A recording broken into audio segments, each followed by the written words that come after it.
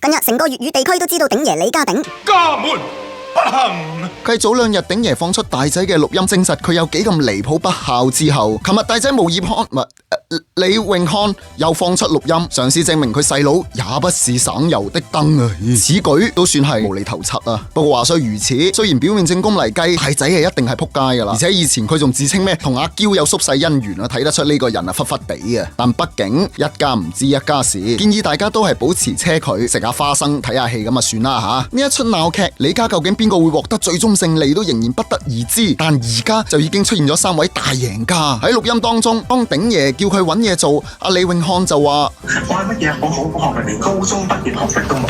我幾多歲？45歲，出去做 sales 都唔使人望。單憑呢兩句說話，已經誕生咗2大贏家。贏家1，姜濤。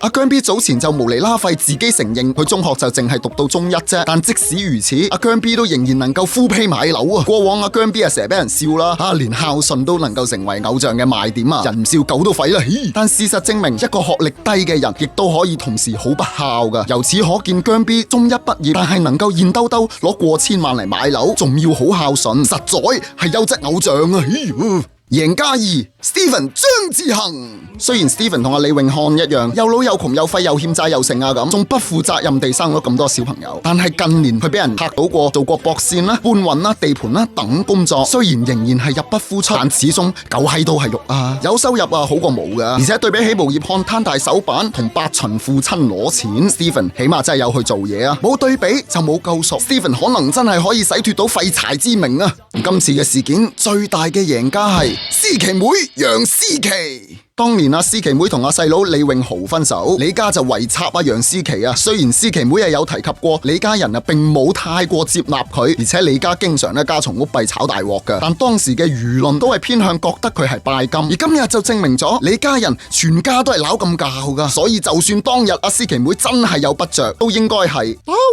當然啦，呢啲都虛妄意啊！真正嘅勝利係由思琪妹變成咗思琪姨嘅佢，一早都已經轉戰咗直播平台做主播，而主播最緊要就係流量。今次李家嘅鬧劇就真係流量天上來，思琪姨好彩。若問李家事，唯有嘆聲菜。今日嘅內容就純屬娛樂人，咁啊希望大家唔好咁認真啊！週末休息啊，好好瞓，睇下新聞啊，食下花生啦。我係阿添，我哋下次再見，拜拜。